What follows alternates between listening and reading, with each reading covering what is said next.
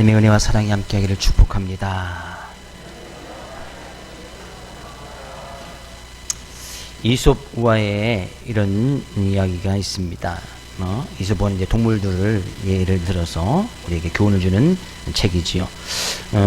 여치의 노래에 홀딱 반은 이제 당나귀가 있었어요. 그래서 이 당나귀가 여치에게 묻습니다. 여치야, 너는 도대체 뭘 먹기에 이렇게 목소리가 이렇게 매력적이냐?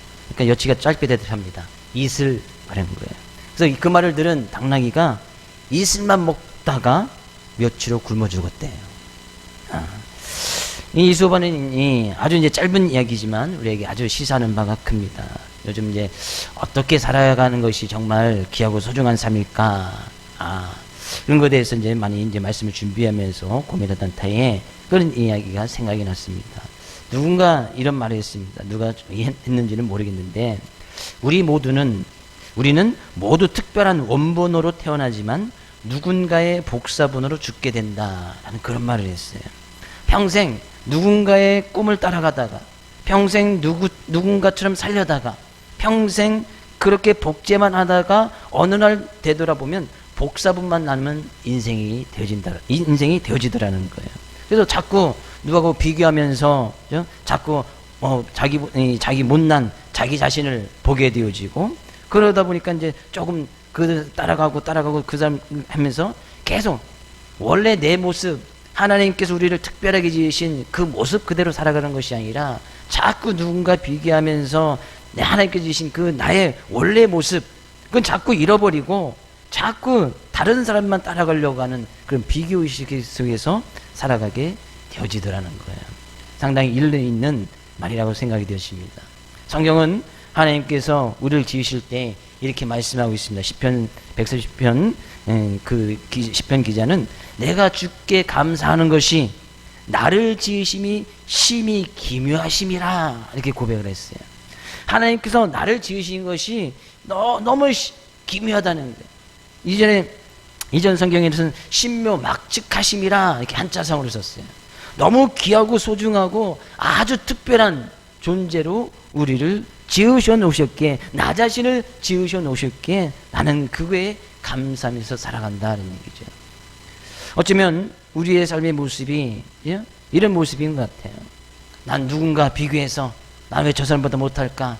계속 나보다 좋은 사람만 비교하고 살아가다면 평생 하나님께서 우리의 원래 지으셨던 그 본 모습은 잊어버리고 늘 그 비교의식 속에서 어떤 원망과 불평의 모습에서 살아가는 우리의 모습이 되지 않을까 생각을 해봅니다. 이 시간 우리가 하나님께 예배를 드릴 수 있다는 것은 하나님께서 우리를 그렇게 지으셨고 또 우리를 이렇게 불러주셨고 하나님의 형상을 따라 살아갈 수 있도록 우리의 특별한 은혜를 허락하여 주셨고, 우리는 그 은혜 때문에 이 시간도 하나님께 고백하며 나가고 하나님을 예배할 수 있으며 나가리라 생각이 되었습니다. 그런 하나님의 은혜를 누리면서 살아가며 나갈 수 있기를, 이 시간 또 하나님께 그런 시간 드릴 수 있기를 주 이름으로 축복을 드립니다. 말씀을 나누기 전에 제가 먼저 하나 고백해야 될 것이 있어요. 요즘 이제 특별 새벽 기도의 시간으로 감사의 조건으로 하나님께 나가고 있습니다. 근데 정말 이 감사의 조건을 나누고 하면서 하나님께서 이 10년 가운데서 말씀 준비하면서 어떤 상황이나 여건 가운데서도 감사할 수 있는가? 그죠? 자꾸 그런 질문이 끊이질 않았어요. 어떤 상황 속에서 정말 감사할 수 있느냐? 그죠? 저 어떤 여건이 주어져도 감사할 수 있는가? 이 말씀의 주제가 계속 그런 거다 보니까 그 질문이 계속 끊이지 않으던 차에, 그죠? 마치 이제 한 사람이 사모가 아프게 되어진 거예요. 그래서 이제 목요일 저녁에 응급실에 갔는 데서도 이제 진통이 없지 않아서 결국에 이제 안동병원에 가서 빨리 수술할 수 있는 곳에 가서 서울에도 가서 검진을 받고 왔는데 너무나 이제 이 진료 결과가 늦게 나오고 그러다 보니 이제 그 고통을 참을 수 없어서 빨리 할 수 있는 데로 가자. 그래서 내려와서 이제 수술을 받게 되어지는데, 목요일 날 저녁에 이제 입원을 시키고 이제 운전을 하면서 이제 또 딸내미가 기다리니까 막 이제 달리면서 오는데, 운전하는 내 모습하고 내 속에 있는 내 영의 모습이 전혀 다른 모습을 보게 되어지는 거예요. 그러니까 몸과 마음이 따로 논다는 그런 얘기가 있잖아요. 근데 그런 것을 체험하는 거예요. 내 몸은 여전히 지금 이 딸내미가 기다리고 있는 그런 모습을 생각하면서 운전을 하고 있는데 내 영은 뭔가 불안해서 막 이제 내용이 따로 있는 그런 모습에서 너무나 불안한 모습이 있었던 거예요. 왜 이제 혼자 입원을 시키고 오다 보니까 이제 여러 가지 이제 상황들이 계속 이제 오버래핑이 되는 거죠. 그러면서 하나님께서 이러다가 이제 사고가 나겠다. 이제 이 정신을 차리고 운전을 하려고 하는데도 잘 되지 않는. 근데 그런 가운데 하나님께 주신 말씀이 있었어요. 이 말씀이 싹 지나가는 거예요. 내 영혼아, 내가 어찌하여 낙심하며 어찌하여 내 속에서 불안해하는가. 내 몸은 괜찮다고 하면서 운전을 하면서 열심히 달려오고 딸내미 기다리니까 그냥 좀 속도를 내서 지금 속도를 내서 막 달려오고 있는데 여전히 내 영은 불안한 거예요. 어찌하여 낙심하며 어찌하여 내 속에서 불안해하는가. 너는 하나님께 소망을 두라. 내가 그가 나타나 도우심으로 말미암아 내 하나님을 찬송하리로다. 이 말씀이 싹 지나가는 거예요. 그 말씀을 계속해서 대내면서 암송하고 있어요. 나는 괜찮아. 근데 내 영이 불안해. 내 영이 그래서 내가 내 영에게 시편 기자 그렇게 고백한 것이거든요. 내가 내 영 속에 내 안에 있는 영에게 계속 말하는 왜 네가 불안해하냐? 네가 왜 낙심하냐? 내가 왜 어찌하여서 두려워 떠느냐? 하나님께 소망을 두라. 이 말씀을 계속해서 이야기합니다. 왜 그런 거 같냐면 너무 나빠서 이제 제1병원 응급실에 갔을 때 거기서 한 2시간 정도 이렇게 막 기다린 그 사이에 거기서 이제 한 어르신이 막 위급상에서 왔는데 거기서 이제 의사가 사망 선고를 내리더라고요. 온 가족이 막 울고불고 그런 모습을 응급실에서 본 거예요. 근데 입원을 시켜놓고 딱 오는데 막 그런 상황들이 막 되는 거예요. 결국에는 하나님께서 물론 이런 것을 통해서 이런 것을 통해서 또 하나님께서 깨닫게 하시는 것들이 그런 상황들 정말 감사할 수 있느냐? 이런 질문이 계속 또 돌게 되어지고 그러다 보면서 결국에 수술실에 집어넣고 또 수술 잘 돼서 나오는데 이제 그 가운데서 이제 계속 특수의 기간에 감사의 말씀을 나눴으니까 계속 감사의 조건을 찾아보는 거예요. 뭘 감사하나. 더 커지기 전에 하나님께서 이제 더 커지기 전에 그것이 이제 아기 집에 있는 어떤 종양이라든 것들이 더 커지기 전에 발견해 주셔서 수술 잘 되게 하신 것도 감사하고 그것이 또 그 악성이거나 더 나쁜 것이 아니라서 또 감사를 드리고 또 그것들로 인해서 여자들만이 가질 수 있는 그런 고통이 있잖아요. 그래서 근데 또 수술이 잘 되어서 그것도 줄어들 것이다 라는 또 의사 말에 또 감사를 드리고 또 함께 기도해주고 걱정해주는 교회가 있고 성도님들이 있고 가족이 있고 친구가 있어서 또 감사를 드리고 또 예림이 혼자 있는데 또 잘 지내서 감사를 드리고 근데 그런 감사의 조건을 찾아보니까 진정으로 감사한 것은 그것이 아니었어요.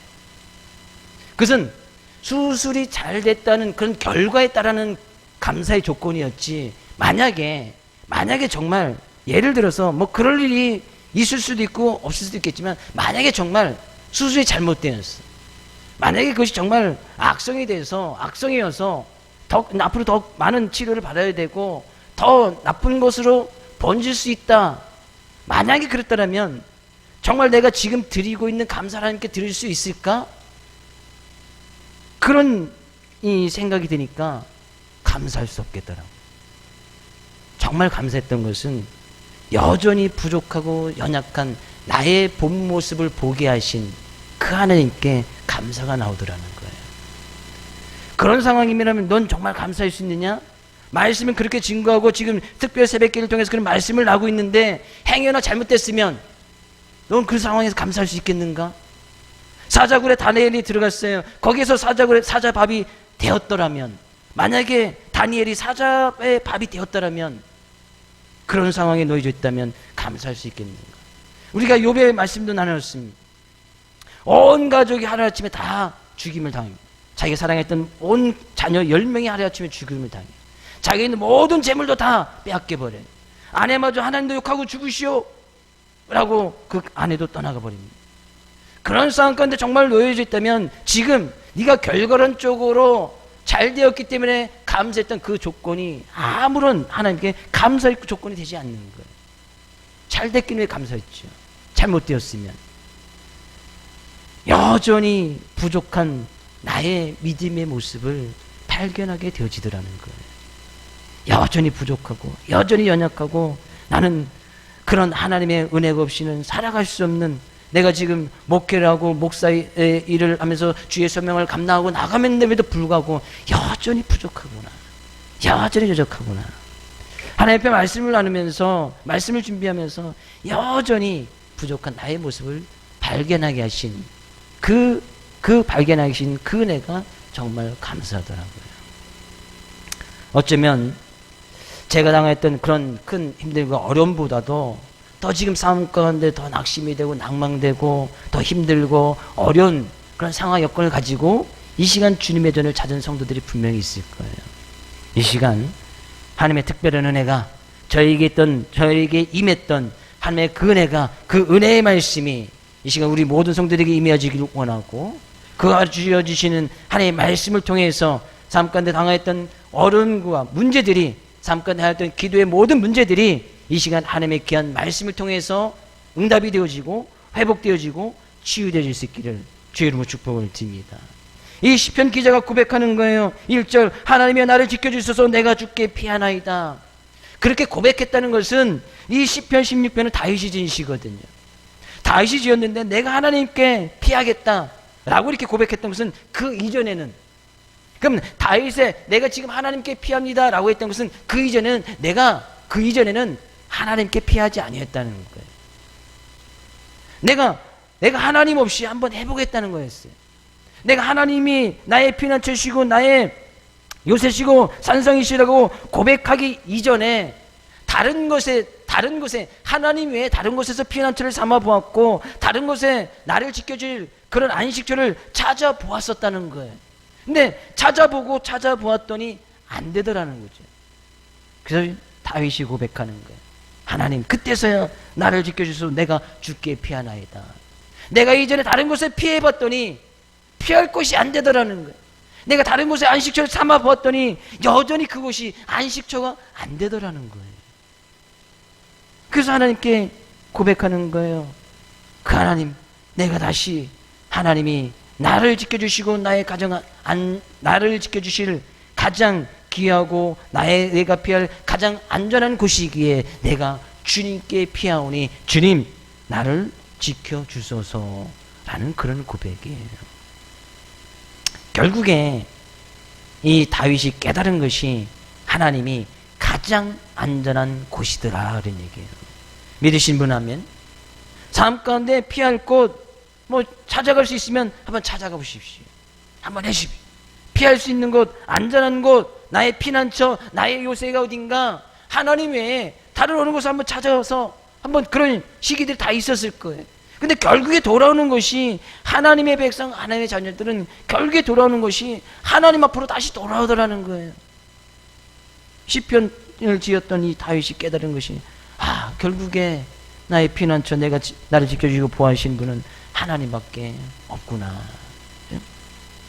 내 말씀을 준비하고 그렇게 말씀을 주신 그 말씀을 깨달아서 저도 제 자신에게 내 영혼아 어찌하여 하나님께 소망을 두라. 하나님께. 그때는 수술이 잘 되고 못 되고 그런 문제가 아니었어요. 나의 삶의 모든 부분들이 나의 삶 가운데 어떤 상황이 처한다 할지라도 정말 하나님께 소망을 둘 수 있는가, 그런 문제였어요. 다윗이 자기가 이전에 하나님 없이 무언가를 해보겠다고 다른 곳을 찾아서 다른 자기를 지켜줄 그런 것을 찾아서 가보았지만 결국에 하나님께로 돌아오면서 바로 고백했던 것이 바로 이 시편 16편 말씀이에요. 그러면서 고백하는 것이 뭐예요? 하나님 앞에 2절 말씀 고백합니다. 내가 여호와께 아뢰되 주는 나의 주님이시오니 주밖에는 나의 복이 없다 하였나이다. 그러면서 자기가 고백하는 거예요. 하나님 외에 주밖에는 나의 복이 없다. 하나님께 피하고 하나님을 피난처로 삼고 하나님께 돌아왔더니 그 하나님 그 자체가 자기의 인생의 복이 되어졌다는 거예요. 다윗의 삶을 우리가 너무나 잘 알지요. 다윗이 왕이 되었으니까 왕처럼 모든 것을 다 누리면서 잘 살았을 것이라고 생각되어지지만 다윗은 왕이었지만 왕처럼 제대로 어떤 왕의 권력을 누리면서 모든 것을 누리면서 산 그런 시기는 얼마 되지 않습니다. 늘 그런 왕이 되었어도 왕을 시기하는 사람들이 너무나 많았어요. 처음에 사울 왕이 그랬고요. 자기의 자녀들이 한 명도 아니고 두 명씩이나 막 구테타를 일으켜서 왕의 자리를 넘보려고 막 구테타를 일으켜서, 그래서 다윗이 자기 자녀와 싸울 수가 없으니까 오히려 다윗이 도망 다니는 그런 인생을 사는 거예요. 왕은 왕인데 왕이 도망을 다녀. 자기 자녀가 구테타를 일으켜서 왕자리 한번 올라보겠다고 하니까. 결국에 그런 인생을 살았던 다윗이 깨달으신 것이, 하나님 그 자체가 나의 복이구나. 하나님께서 그런 하나님을 알아가고 그런 하나님께서 주신 복을 누리도록 살게 하기 위해서 나이가 때로는 권력도 주고 또한 이 재물도 주고 가족도 주고 친구도 주어서 그 모든 복의 근원이 하나님 것을 알게 하기 위해서 우리에게 그런 귀한 선물을 주셨구나. 다윗이 그렇게 지금 고백하고 있다는 거예요. 어쩌면 이 시간에 우리가 가장 복 있는 사람은 바로 여러분과 저일 것입니다. 마태복음 16장 16절 베드로가 주님께 고백하는 것이 있어요. 너희들 난 누구로 하느냐 라고 했을 때에 베드로가 주님께 고백을 해요. 우리가 잘 아는 믿음의 고백이죠. 주는 그리스도시요 살아계신 하나님의 아들이십니다. 이렇게 고백을 해요. 근데 그 얘기가 끝나자마자 예수님께서 베드로에게 하신 말씀이 바요나 시므나 내가 복이 있도다 라고 바로 이야기를 해줘요. 그 얘기는 뭐예요? 베드로가 주님이 어떤 분이신지 알았고 주님이 그리스도시고 그분은 살아계신 하나님 예수님이 어떤 분이신지 깨달았을 때에 그 깨달음 그 자체가 베드로 인생의 진정한 복이 되었다는 거예요. 우리는 예수님을 그렇게 믿지요. 예수님은 그리스도시고 예수님이 지금 살아계신 하나님의 아들이심을 믿고 고백하면서 그 하나님께 지금 예배를 드립니다. 그런 사람은 뭐예요? 내가 복이 있도다. 우리는 이미 예수님을 그리스도라고 고백하고 그 예수님은 살아계신 하나님의 아들이라고 고백하며 이 시간 예배를 드립니다. 그러신 분 아멘?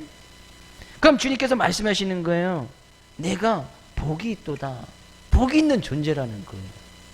이미 예수님이 그리스도이심을 알았다. 예수님이 메시아인 것을 알았다. 그런 사람 자체가 이미 복이 있는 사람이에요. 그래서 우리는 하나님 앞에 나와서 계속 복을 달라고 하거나 복을 받으려자 하지 말고 이미 복이 있는 사람이야. 예수가 그리스도임을 깨달은 사람은 복이 있는 사람이에요. 그래서 복이 있는 사람처럼 살아가면 된다는 얘기예요. 복이 있는 사람처럼 살아가면 되는 거예요. 그 옆에 있는 성도님에게 그렇게 이야기해 주세요. 성도님은 복 있는 사람입니다. 그럼 복 있는 사람처럼 살아가면 되지. 하나님 그 자체가 복이고 예수님 그 자체가 복이기 때문에 우리는 그 주님을 알아간다는 그 자체가 복이에요. 그러면 복 있는 인생처럼 살아가면 된다는 거죠. 자꾸 하나님께서 복을 주셨는데 자꾸 복을 달라고 하니까 내가 무슨 복을 더 줘야 되나? 하나님께서 고민하시지 않겠어요? 이미 복을 줬는데 복을 더 달라고 해. 뭐 주지? 내가 뭘 더 줘야 돼? 내가 덜 준 게 있나? 하나님께서 자꾸 고민이 되시는 거예요. 그건 우리는 보통 흔히 복을 생각하면 세상 사람들이 생각하는 그런 복을 이야기하겠지요. 물질의 복, 자녀의 복, 장수의 복, 권력의 복, 어떤 이런 것들을 이야기하겠지요. 그러나 진정 복 중의 복은 바로 예수님이 어떤 분이신지를 아는 것, 그것이 진정한 복이 되어지더라는 거예요. 다윗이 깨달은 것이 그것이 아니에요. 주밖에는 나의 복이 없다. 그러니까 자기는 왕이 되었어도 그 왕의 자리에 연연했다라면 아들이 구테타를 일으켜서 왕의 자리를 빼앗으려고 할 때에 다윗이 그 왕의 자리를 지키려고 했다면 아들과 싸웠겠지요. 아들 단수 미쳐서 아들을 죽였을 거예요. 다윗은 그렇게 하지 않았어요. 오히려 도망을 갔더니 하나님께서 구테타를 이긴 사람들, 그 사람 스스로 멸망하도록 자멸하도록 하나님께서 만들어버리시는 거예요. 하나님을 온전히 의지하고 나갔던 다윗의 모습이 바로 거기에 있는 거예요. 다윗이 힘이 없어서 도망간 것이 아니에요. 다윗이 싸울 힘이 없어서 아들이 구태타리니까 도망간 것이 아니었단 말이죠.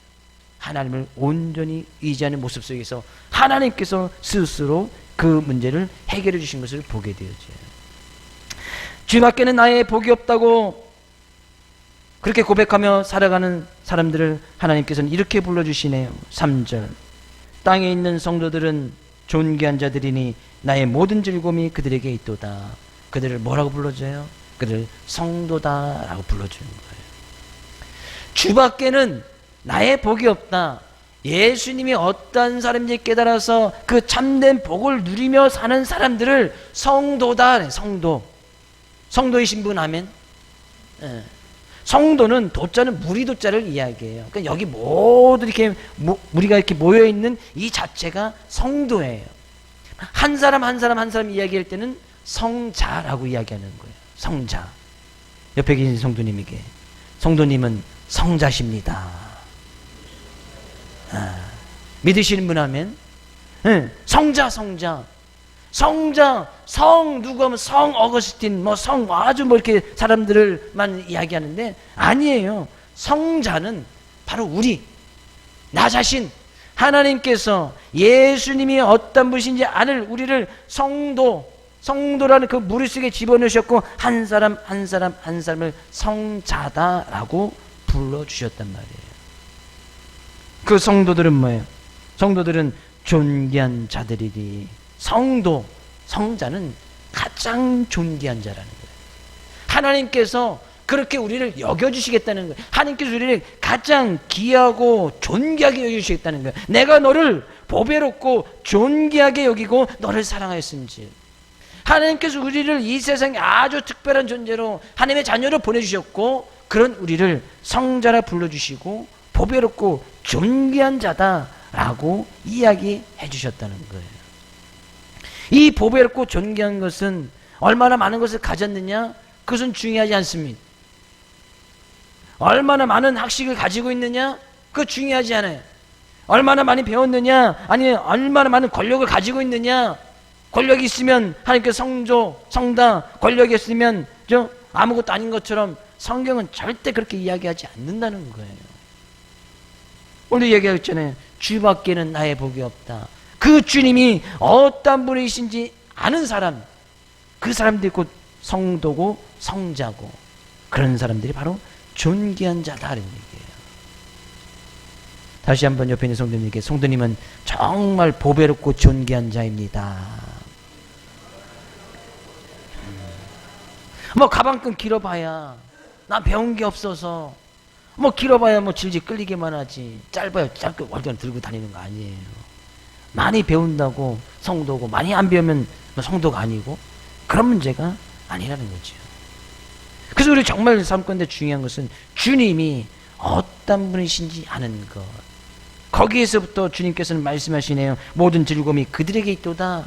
거기에서부터 인생의 참 즐거움이 거기에서부터 시작이 되어진다는 거예요. 주님이 나의 주님이시고 주밖에는 나의 복이 없다라고 고백하고 나가는 그 가운데서부터 참된 즐거움이 거기서부터 시작이 되어진다는 거예요. 하나님께서는 즐거움을 거기에 넣어두셨네요. 즐거움을 많은 재물을 얻었을 때에 거기에도 물론 재물을 많이 얻으면 거기도 즐거움이 있겠지만 참된 인생의 즐거움은 재물 속에 넣어두신 것이 아니에요. 내가 일을 할 수 있다는 것, 그것도 기쁨이고 즐거움이겠지만 내가 일하는 그 자체 안에서 그 인생의 참된 즐거움을 거기에 넣어주지 않았어요. 가족들이 행복하고 살아가는 것, 물론 하나님께서는 그 가족을 통해서 행복과 즐거움을 누리기도 하셨지만 인생의 참된 즐거움의 시작은 거기서 출발이 되어지는 것이 아니다라는 거예요. 하나님은 즐거움이 어디에 있다고 말씀하셨습니다. 그들에게, 성도들에게, 성자에게, 성자는 주님이 어떤 분이신지 깨달은 그곳에서부터 인생의 참된 즐거움이 시작되어지더라는 거예요. 저는 이 즐거움이 여러분의 삶의 모습 가운데 충만히 임할 수 있기를 주의 이름으로 축복을 드립니다.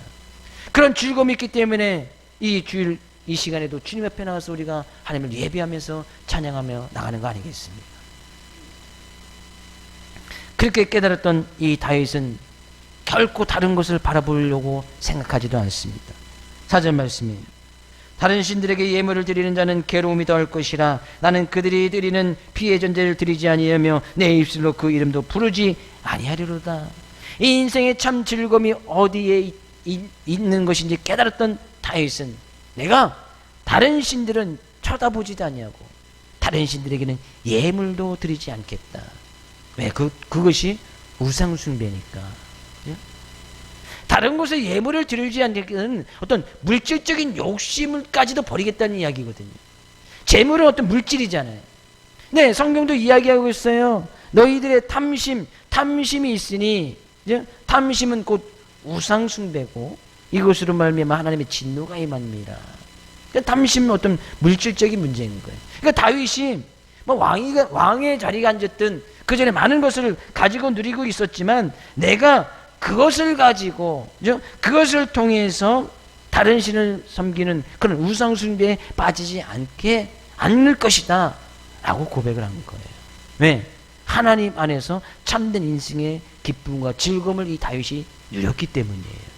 그러니까 다른 것을 찾을 겨를도 없고 다른 것을 찾지 않겠다는 거예요. 내가 다른 신들에게 예물을 드리지도 않겠다. 내가 다른 곳에 찾아서 거기에 절하지도 않겠다. 내가 다른 곳을 찾아서 그곳에 예배를 드리지도 않겠다. 다윗의 고백이었다는 거예요. 오직 자기는 하나님을 바라보고 하나님만을 의지하면서 그의 평생의 삶을 살아가겠다는 거예요. 아들이 구테타를 일으키면 이거 정말 불효막심하고 이거 정말 이 아들이 그랬다면 이건 뭐 말도 할 수 없는 큰 고통과 아픔이 다윗에도 있지 않겠어요. 또 한 명도 아닌 두 명이서 그런 일을 계속 벌였다고 생각해 보십시오. 부모된 입장에서도 정말 큰 고통과 아픔이 있었을 거예요. 네, 다윗은 거기에 미련을 두지 않았어요. 왜?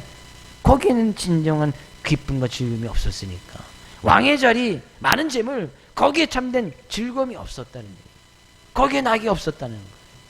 오직 하나님 안에서, 오직 주 안에서 참된 기쁨이 있었다는 거예요. 그런 하나님을 바라보았을 때 진정 하나님께서 복을 다윗에게 계속해서 허락하여 주시는데 5절 말씀, 여호와는 나의 산업과 나의 잔의 소득이시니 나의 분깃을 지키시나이다. 나의 산업과 나의 잔의 소득이니 나의 산업은 내가 하는 일들, 내가 하는 어떤 사업들, 내가 지금 직장의 일들, 내가 지금 학생이면 공부하는 그런 입장인들, 그런 산업 가운데 하나님께서 지켜주시고 보호해주시고 우리를 충분히 받아야 할 그 분깃, 몫을 하나님께서 반드시 지켜주시고 또 하나님께서 채워주시겠다는 거예요. 하나님께서 그러면 나의 삶, 내가 삶에 살아가면서 열심히 일하는 그런 모든 부분들을 하나님께서 지켜주시겠다는 거예요. 6절 말씀에서도 이야기합니다. 내게 줄로 재어진 구역은 아름다운 곳에 있으며 나의 기업이 실로 아름답도다. 내게 줄로 재어진 그 구역, 그러면 나의 지금 삶의 터전을 이야기하거든요. 내가 살아갈 수 있는, 하나님께서 나이가 살아갈 수 있도록 나의 예비해 주신 그 구역을 이야기해요.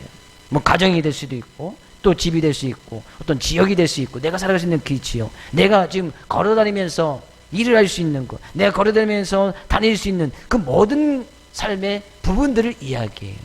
그 부분들이 실로 아름답도다. 하나님께서 그의 삶의 모든 부분들을 지켜주시기에 가장 아름다운 인생을 살아갈 수 있도록 하나님께서 만들어주시겠다는 거예요. 어떻게 할 때요?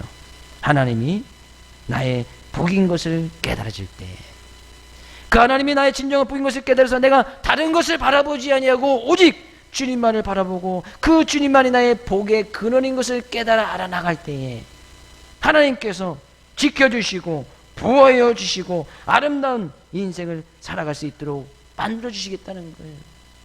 그런 하나님을 체험하니까 이 다윗이 7절 말씀에 이렇게 고백하네요. 나를 훈계하신 여호와를 송축할지라 밤마다 내 양심이 나를 교훈하도다. 그런 하나님께 주신 말씀을 통하여서 이것은 그런 거예요. 밤마다 막 이제 심장이 뛰고 가슴이 뛰어서 그 하나님께서 부어주실 그런 은혜를 생각하니까 막 가슴이 막 요동쳐서 잠을 이룰 수 없는 그런 모습으로 하나님 앞에 나가게 되어졌다는 거예요. 나를 훈계하신 여호와를 송축할지라 밤마다 내 양심이 나를 교훈하도다. 하나님께 주신 그런 말씀, 내가 너를 지켜주시고 보호해줄 것이고 그 하나님이 우리의 삶의 모든 부분들을 지켜주시고 보호해줄 것이라는 그런 하나님의 말씀에 밤마다 심장이 막 뛰는 거예요. 이런 경험들 다 해보셨잖아요. 연애하실 때, 그죠? 사랑한 연인과 또 헤어지고 나 밤마다 잠을 못 이루죠. 그죠? 왜요? 또 내일 만나서 또 이렇게 맛있는 것도 먹고 약속도 하고 또 데이트를 들고 생각하면 밤이 설레어서, 그죠? 잠을 못 드시는 그런 경험들 다 있으시죠? 없으신가 봐. 저만 있나. 예. 저는 그랬던 적이 있어요. 또 헤어지고 나면 밤에 잠을 자지만 잠을 잔 것 같지가 않아. 막 설레어갖고 심장이 막 뛰어서, 심장은 여전히 똑같이 뛰고 있는데 심장 박도수가 막 2배, 3배 막 빨라진 것 같아. 다윗이 느낀 것이 바로 그런 거예요. 자기 심장이 막 요동치는 하나님께 주신 그런 말씀을 통하여서 하나님께서 나를 지켜주시고 나의 삶의 모든 부분들을, 산업들을 주님께서 지켜주시고 나의 인생을 정말 아름답게 하시겠구나. 그 하나님의 말씀이 주어지니까 그 말씀을 통해서 자기가 심장이 막 요동치고 잠을 못 이루는 그런 모습을 하나님께 고백하더라는 거예요. 저는 그런 하나님을 다 만나시고 그러니까 주신 그런 말씀을 통하여서 한번 잠을 못 이루는, 뭐 근심 걱정에 대해서 잠을 못 이루는 것이 아니라 하나님께 주신 그 말씀을 통하여서 그것이 내 말씀에 나의 삶까지 다 틀어박혀서 그것이 내 말씀 때문에 막 가슴이 뛰는, 너무나 설레고 너무나 기쁘고 너무나 나의 삶이 아름답게 하실 그 하나님을 생각하니까 잠을 못 이루는 그런 모습들, 그게 하나님의 은혜에 충만한 그런 모습이었다는 거예요. 제가 지난 며칠 동안 시편 42편 그 말씀을 계속 되뇌이면서 하나님께서, 하나님만이, 그렇지, 내 연약한 부족한 모습을 또 깨달게 되어지고 여전히 내 모습을 바로 볼 수 있는 그런 눈을 허락해 주시고 그런 은혜 가운데 거할 수 있는 하나님의 은혜에 막 가슴이 뛰어서, 그렇죠? 가슴이 뛰어서 며칠 동안 잠을 제대로 못 이뤘어요. 그런 하나님께서 말씀하십니다. 우리에게, 그렇죠? 9절 말씀 같이 볼까요? 이러므로 나의 마음이 기쁘고 나의 영도 즐거워하며 내 육체도 안전히 살리리. 지금 다윗이 삶 가운데 평안한 삶을 살고 있는 것이 아니었어요. 조금만 있으면 구태타 일으키고, 조금만 있으면 누가 쫓아오고, 조금만 있으면 전쟁해야 되고, 조금만 있으니까 또 아들이 막 반란 일으키고, 막 그런 삶 가운데서 다윗의 진정한 고백이에요. 이러므로 어떻게 할 때요? 내가 하나님을 바라보고 주님만이 나의 인생의 진정한 복인 것을 고백하여서 그 많은 상황이나 여건 가운데서도, 정말 구태타가 전쟁이라는 그런 상황 가운데서도 하나님이 나의 진정한 복인 것을 깨달았을 때에 내 마음이 기쁘고, 기뻐할 상황이 아니에요. 내 영도 즐거워하고 내 육체도 안전히 거하리니. 다윗의 육체가 안전히 거했던 것이 아니에요. 도망다니고 동굴 속에서 살아가고 아들 피해서 막 또 도망다녀야 돼요. 수개월씩 수년씩 도망다니는 그런 인생을 살던 다윗이 고백한 거예요. 내 마음이 기쁘고 나의 영도 즐거워하며 내 육체도 안전히 거리니. 이런 고백이 어떻게 나올 수 있느냐 그런 얘기예요. 아이들에게 막 쫓겨다니는, 아들이 왕이 되겠다 막 쫓겨다니는 그런 상황 가운데서 다윗의 육체가 안전히 거할 수 있는 그런 것이 보장되어 있어요? 아들이 와서 죽이면 죽는 거 아니에요? 아들을 피해서 동굴 속에 피해서 숨어서 살고 있어요. 육체가 안전하다고 그러고 있어요. 그 가운데서 어떻게 자기의 영도 마음도 기쁘고 즐거워할 수 있다고 그렇게 고백할 수 있었겠어요? 네, 그런 상황 가운데서 어차피 우리의 인생은 주님밖에, 주님께서 허락해 주시지 아니하면, 주님께서 나를 지켜주시지 아니하면, 그 모든 것이 깨달았을 때에 주님께서는, 다윗은 주밖에는 나의 복이 없다 고백할 수 있었고, 그것이 깨달아지는 그 말씀 앞에 자기는 잠을 이루지 못하여서 심장이 뛰어서 잠을 이루지 못하였고, 그러므로 말하면 참된 기쁨과 즐거움을 소유할 수 있게 되어졌더라는 거예요. 하나님께서 말씀하시네요. 11절. 주께서 생명의 길을 내게 보이시리니 주의 앞에는 충만한 기쁨이 있고 주의 오른쪽에는 영원한 즐거움이 있나이다. 주님께서 진정으로 살아갈 수 있는 그 길을 딱 보여주신 거예요. 어쩌면 자기가 쫓겨다니는 그런 인생, 동굴 속에 사는 그런 인생, 뭐 왕이 있는 그런 인생을 살아가는 것도 하나님께서 그건에서 참된 인생의 길, 참된 생명의 모습이 무엇인지 주님께서 다윗에게 보여주셨고, 다윗은 그 말씀을 따라 걸어간 거예요. 그 시대로는 뭐 쫓겨다니는 그런 인생이 된다 할지라도 그는 늘 말씀을 붙들고 나간 거예요. 그러니까 하나님께서 그 앞에서 충만한 기쁨, 영원한 즐거움, 주님이 가지고 있던 그 기쁨과 즐거움을 이 다윗이 누릴 수 있도록 하나님께서 허락해 주셨다는 거예요. 제가 진정으로 오늘 말씀 통해서 나누고 싶은 말씀이 이 말씀이에요. 하나님께서는 우리의 인생의 모든 길을 주관하고 다스리십니다. 믿으십니까? 우리의 출생과 죽음까지 우리의 삶 가운데 당하는 모든 상황까지도 주관하고 다스리시는 분이 하나님이심을 고백합니다. 믿으십니까? 그런 하나님께서는 주님께서 다 가지고 계신 것이 있었는데 우리가 누릴 수 있는 기쁨과 즐거움을 주님께서 다 갖고 계셨다가 그런 말씀의 길을 따라 걸어가는 사람들 앞에 그런 기쁨을 누리게끔 하시고 그런 즐거움을 누리게 수 있게끔 하나님께서 딱 예배해 놓으셨다라는 거예요. 그래서 그 말씀을 따라가면 충만한 기쁨이 바로 거기에 있는 거예요. 다윗이 왕이 되었기 때문에 누리는 것이 아니었고, 다윗이 많은 재물을 가졌기 때문에 누리는 것이 아니었고, 다윗이 많이 배웠기 때문에 누리는 것이 아니었고, 오직 주님만이 나의 복의 그런 내심을 깨닫고 그 하나님을 바라보고 내가 다른 것을 의지하지 않겠다 라고 고백하면서 그 말씀으로 잠을 못 이룰 그때 하나님께서 이 기쁨과 즐거움도 더하여 그에게 허락하여 주시더라는 거예요. 우리는 이 기쁨과 즐거움이 있어야 될 줄로 믿습니다. 그래야 이 기쁨과 즐거움을 함께 나눌 것이 아니에요. 인생에 참된 기쁨과 즐거움이 어디서부터 오느냐? 사람들이 많이 질문하고 어떻게 살아가야지 참된 기쁨과 즐거움 누리면서 살아갈 수 있겠는가? 어떻게 살아야 정말 인생을 즐겁게 살아갈 수 있는가? 우리 인생의 삶을 살아가면서 정말 끊이지 않는 퀘스천 마크, 항상 질문이 계속 되어지는 질문들 아니에요. 그 질문에 정확히 답을 내릴 수 있어야 되지. 하나님, 주님 안에서 주 밖에는 나의 복이 없고 주님만이 나의 인생의 어떤 즐거움이고 기쁨이고 그 주님께서 나를 성자라 불러주시며 존귀한 자라 불러주시기 위해서 하나님의 아들 예수 그리스도를 통해서 그것을 깨닫게 하시니 그것을 인해서 기쁨과 즐거움이 있을 때 다른 사람들에게도 다른 이웃들에게도 성도들에게도 이 인생의 참된 기쁨과 즐거움은 많은 것을 가진 것에서부터 있지 않습니다.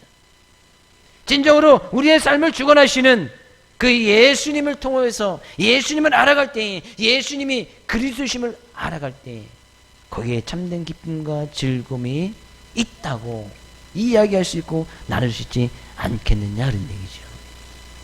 한 주간도 이 말씀 온전히 의지하여 우리의 인생의 길을 보이신 그 주님을 온전히 의지하여 주님께서 우리의 인생의 길 앞에 놓으신 충만한 기쁨, 기쁨이 있대 충만한 기쁨, 즐거움이 있대 영원한 즐거움을 수하여 많은 사람들이 이 기쁨과 즐거움을 나눠주고 베풀어주는 귀한 한 주간 될 수 있기를 주의 이름으로 축복을 드립니다.